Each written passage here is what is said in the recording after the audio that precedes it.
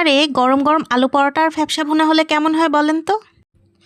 আসসালামু আলাইকুম, রমজানুল মোবারক সবাইকে। আশা করছি সবাই ভালো আছেন। তো কার কার রোজা কেমন কাটছে অবশ্যই আমাদেরকে কমেন্টের মাধ্যমে জানাবেন।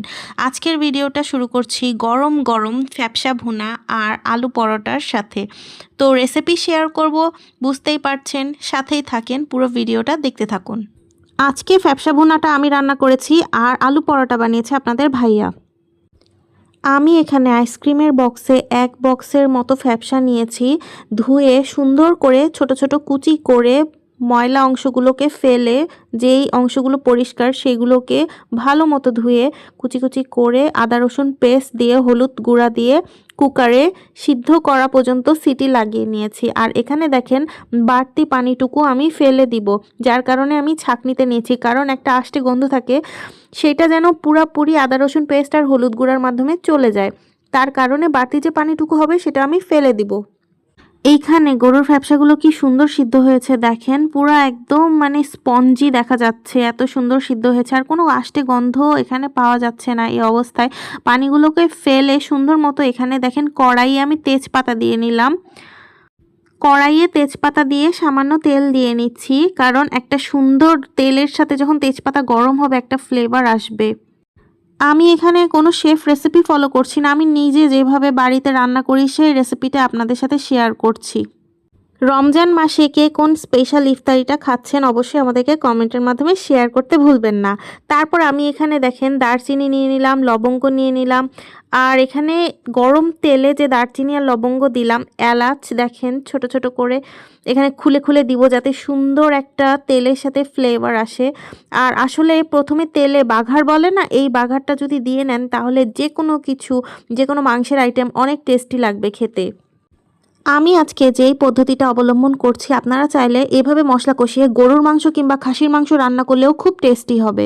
ট্রাই করে দেখতে পারেন আর আমাদেরকে কমেন্টে জানাবেন। আমি এখানে অল্প একটু পেঁয়াজ কুচি দেওয়ার পরে আমার মনে হচ্ছিল যে আর একটু পেঁয়াজ দেওয়া প্রয়োজন, যেহেতু একটা ভুনা আইটেম রান্না করছি। তো আমি এখানে আরও কিছু পেঁয়াজ হাতেই কেটে দিয়ে দিচ্ছিলাম, তাতে সুন্দর একটা গ্রেভি আসবে, আর যেই গ্রেভিটা দিয়ে খেতে অনেক ভালো লাগবে। পেঁয়াজ কাটার সময় একটা যে ভিতরে এরকম শক্ত টাইপ আইটেম থাকে, এই জিনিসটা একদমই ভালো লাগে না তরকারিতে। তো এটা অ্যাভয়েড করে আমি সবসময় চেষ্টা করি রান্না করার, তাতে সুন্দর একটা পেঁয়াজ ভাজাও হয়। আর এই জিনিসটা থাকলে আসলে পেঁয়াজ শক্ত শক্ত অনেক সময় মুখে পড়ে, যেটা একদমই খেতে ভালো লাগে না। আমি এখানে পেঁয়াজটাকে খুব ভালোভাবে মিডিয়াম আগুনে ভেজে নিব, আর ভেজে নেওয়ার ফলে হালকা বাদামি গোল্ডেন কালার হলে আমি বাকি মশলাগুলো তার পরের স্টেপে এখানে দিয়ে দিব।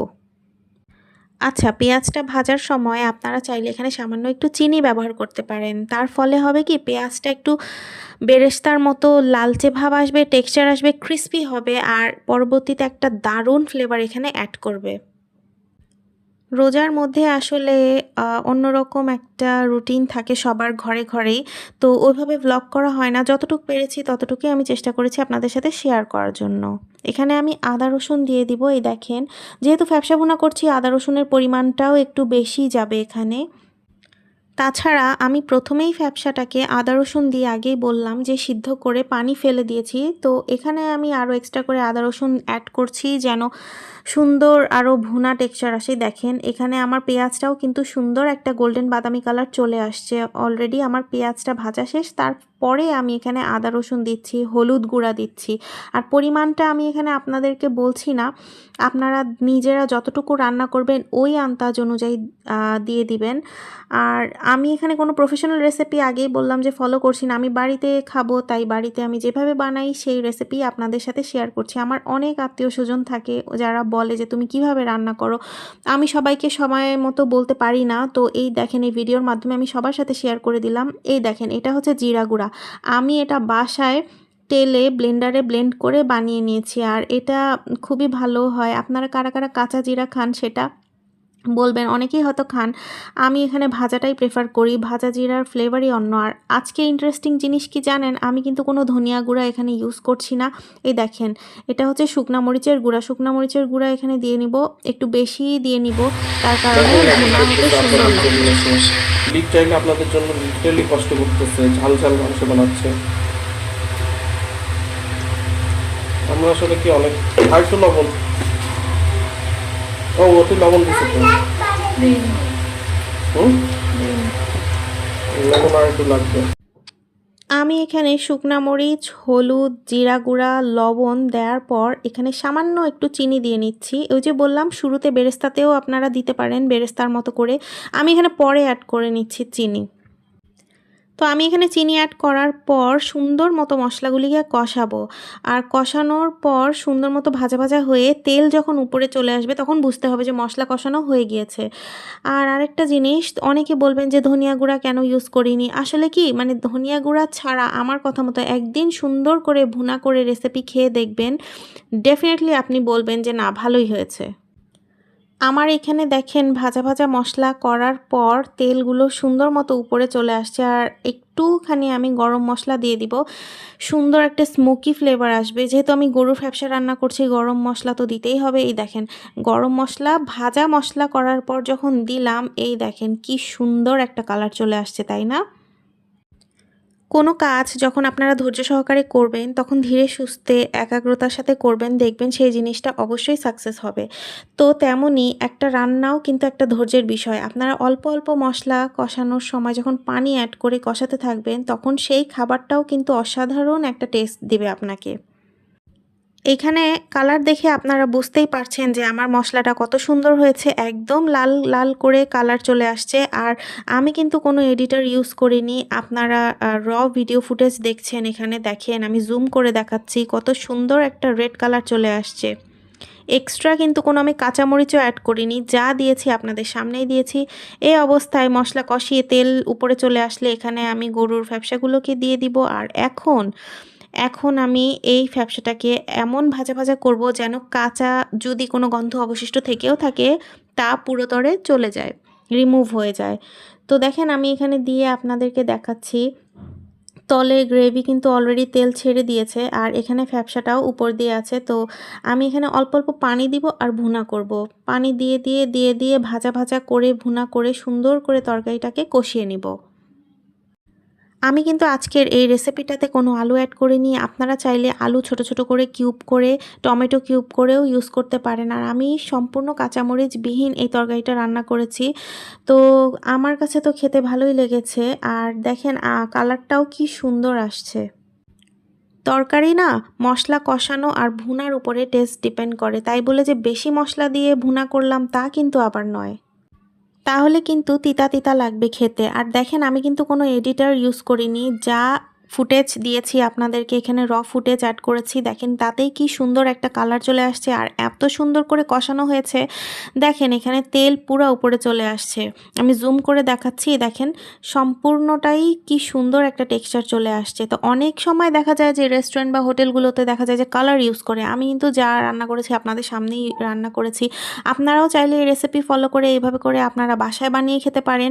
টেস্ট কিন্তু খুব অসাধারণ দারুণ আসে। যারা ঝাল খেতে পারে না বা যারা চায় যে হ্যাঁ আমি একটু ফ্লেভারফুল খাবার খাবো, তো তারা এই রেসিপিটা ট্রাই করে অবশ্যই দেখতে পারেন, আপনাদের ইনশাল্লাহ ভালো লাগবে। আমার এখানে যেহেতু মশলাটা পানি অ্যাড করে কষিয়ে ফেলেছি, তো অলমোস্ট আমার মাংসটা রেডি হয়ে গিয়েছে। সুন্দর দেখেন আগেই যেহেতু কুকারে সিদ্ধ করে নিয়েছি তো মাংসটা তো সিদ্ধই ছিল। তো আমার কিন্তু রান্না করা শেষ, তেল উপরে এসে পড়েছে। আমি এখানে আর কোনো কিছু এক্সট্রা অ্যাড করব না। দেখেন আমি সার্ভ করে নিচ্ছি। আর খেতে তো কি বলবো অসাধারণ ছিল। এই দেখেন কি সুন্দরভাবে এখানে আমি সার্ভ করে নিয়েছি।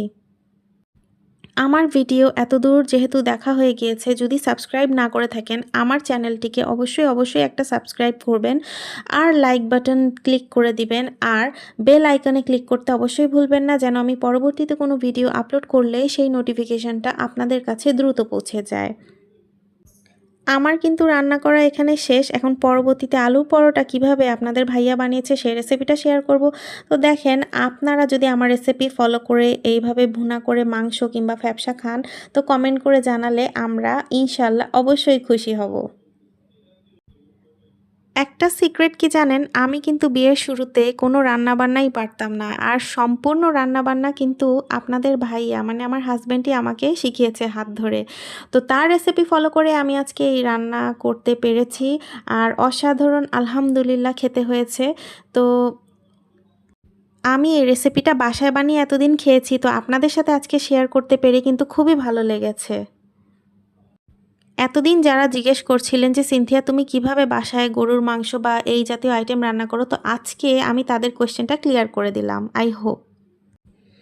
আমার রান্নার পালা শেষ। এখন আপনাদের ভাইয়া আলু পরোটার রেসিপিটা দেখাবে আপনাদেরকে। এই দেখেন এখানে পেঁয়াজ বেরেস্তা, ধনিয়া পাতা, শুকনা মরিচ, জিরা, লবণ, চিলি ফ্লেক্স আর কাঁচামরিচ নিয়ে নিলাম। এখন আপনাদের আরেকটা ডাউট ক্লিয়ার করে দেই, সেটা হচ্ছে যে এতগুলো মরিচ দিলে ঝাল না হয়ে যায়। অবশ্যই ঝাল হবে না, যেহেতু আলু থাকছে এটার সাথে, ময়দা থাকছে, তো অবশ্যই এখানে ঝাল হওয়ার প্রশ্নই আসে না। আর এখানে দেখেন পেঁয়াজটা কি সুন্দর বেরেস্তা করে নেওয়া হয়েছে, সাথে মরিচ নেওয়া হয়েছে। তো সবগুলো আলুর ভর্তার সাথে দিয়ে সুন্দর মতো মেখে নেওয়া হবে। আমি সবসময় আলু প্রেসার কুকারেই সিদ্ধ করি, যার কারণে আমার দ্রুত আলু সেদ্ধ করা হয়। আমি 4 থেকে 5টা আলু আজকে সিদ্ধ করেছি ভর্তা মানে আলু পরোটা বানানোর জন্য। তো দেখেন এখানে ভর্তা বানানোর প্রসেস কিন্তু স্টার্ট হয়ে গিয়েছে আর পাশে ময়দা রাখা আছে। তো আপনাদের ভাইয়া খুব সুন্দর করে আলু পরোটাটা আজকে বানিয়েছে। দেখেন এখানে আলু সুন্দর করে ওই মশলাগুলোর সাথে মেখে নিচ্ছে। আর একদমই ঝাল থাকবে না, এটা গ্যারান্টি। এখানে আপনাদের মনে অনেকেরই কোয়েশ্চেন থাকতে পারে, দেখেন যে হাজব্যান্ডকে দিয়ে কাজ করাচ্ছে। আসলে কিন্তু তেমন কিছুই না। আপনাদের ভাইয়া কিন্তু কাজ করতে এটা কিন্তু কাজ না। আসলে নিজেদের জিনিসকে কাজও বলা চলে না। আপনাদের ভাইয়া কিন্তু রান্না বাড়া বলেন, অন্যান্য কাজ বলেন, আলহামদুলিল্লাহ সে কিন্তু নিজ ইচ্ছায় অনেক পছন্দ করে এগুলো করতে। আলুটা মশলাগুলোর সাথে মেখে নেওয়ার পরে দেখেন এখানে ময়দা দিয়ে দিচ্ছে অলমোস্ট 2 কাপের মতো। তো এখানে সুন্দর করে ময়দার উপরে দেখেন আরেকটু লবণ, হ্যাঁ এই যে আরেকটু লবণ দিয়ে দিল, যাতে ময়দার যে গুঁড়ি আছে সেটার মধ্যেও লবণটা সুন্দর মতো চলে যায়।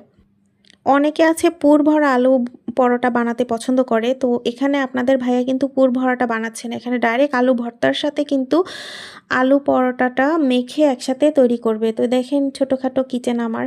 আর এইখানে একটা ইন্টারেস্টিং জিনিস, সেটা হচ্ছে ঘি। আমি এখানে ঘিটা ইউজ করব, আপনারা চাইলে গলা ঘিও ইউজ করতে পারেন। আর এখানে আমার যেহেতু ফ্রিজে রাখা ছিল, তাই এখানে ঘিটা এখনও জমে আছে।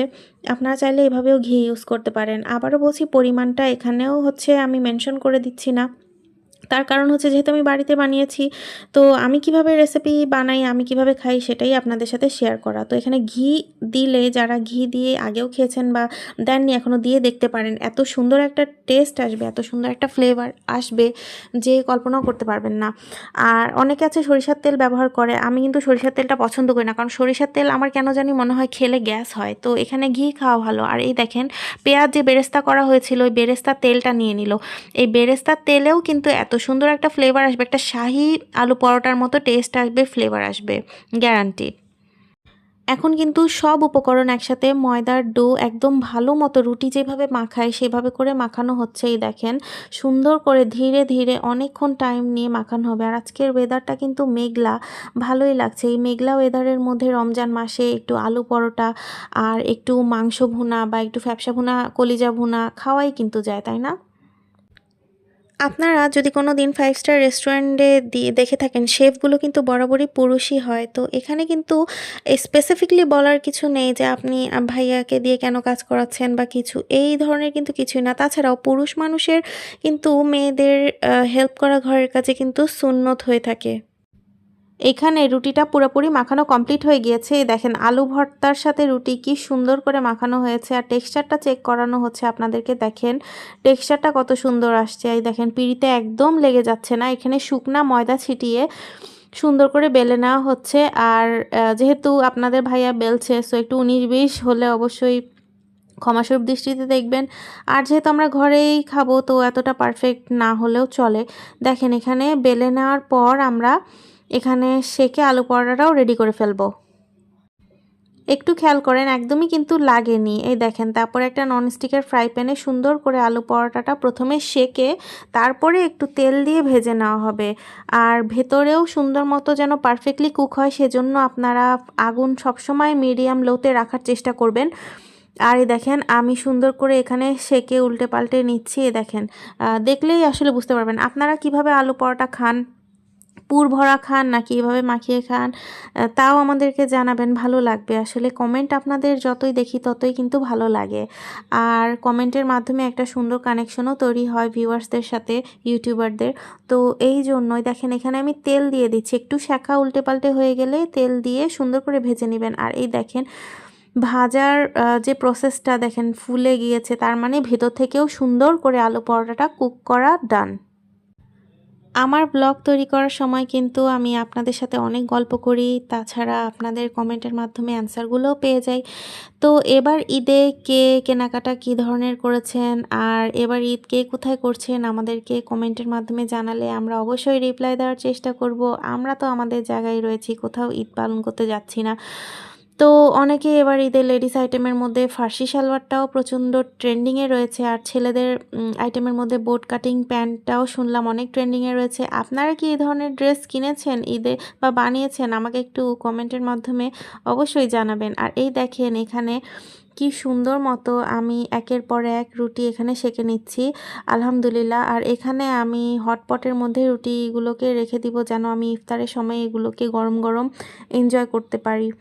তো সব রুটি একের পর এক আমি এখানে সেঁকে সুন্দর করে, রুটি তো বলা চলে না, আসলে পরোটা হয়, আলু পরোটা বানিয়েছি। আপনারা চাইলে কিন্তু ঘি দিয়েও এখানে পরোটাগুলোকে ভেজে নিতে পারেন, বা বাটার দিয়েও ভেজে নিতে পারেন, তাহলে কিন্তু ওই ঘি আর বাটারের ফ্লেভারটাও কিন্তু আসবে। তবে হ্যাঁ, এই ভুল করে সরিষার তেলে কিন্তু আবার ভেজেন না, তাহলে কিন্তু মারাত্মক গ্যাসের প্রবলেম হবে। তো এই দেখেন আমি এখানে সয়াবিন তেল দিয়ে সুন্দর করে ভেজে নেওয়ার পর এই দেখেন খাবার সময় পরিবেশন করলাম। এখানে এত সুন্দর লাগছিল দেখতে, খেতেও কিন্তু অসাধারণ। আমার বাসায় যারা যারা এই আলু পরোটার তরকারি খেয়েছে সবাই কিন্তু বলেছে খেতে কিন্তু মাশাল্লাহ খুব অসাধারণ টেস্ট হয়েছে। তো আজকের রেসিপি তো দেখিয়ে দিলাম এই পর্যন্তই। আপনারা কে কী ধরনের ডিফারেন্ট রেসিপি ট্রাই করে থাকেন ইফতারে অবশ্যই বলতে ভুলবেন না আমাদেরকে। আমার চ্যানেলে এখনও যদি কেউ সাবস্ক্রাইব না করে থাকেন, সব সময় সাবস্ক্রাইব বাটনটি ক্লিক করবেন, আর হ্যাঁ, নোটিফিকেশনের জন্য পাশের বেল আইকনটিও ক্লিক করবেন। এই দেখেন আমার মেয়ে তো এখানে খাওয়া শুরু করে দিয়েছে, আর আমিও এখানে একটু টেস্ট করে দেখছিলাম যে কেমন হয়েছে। ইফতারে কিন্তু ভালোই লেগেছে এই আইটেমটা খেতে, একটা নতুনত্ব আইটেম। তো আজকের ভিডিও এই ছিল, আশা করছি আপনাদের সবার ভালো লেগেছে। আমার ফেসবুক চ্যানেলটিও রয়েছে সিনথিয়া আলম ভূঁইয়া নামে, আপনারা যারা যারা ফেসবুকেও ভিজিট করেননি ভিজিট করতে পারেন। Thanks for watching. আর এই যে আমার ফেসবুক আর ইউটিউব হ্যান্ডেলটি। ধন্যবাদ সবাইকে, ভালো থাকবেন, আল্লাহ হাফেজ।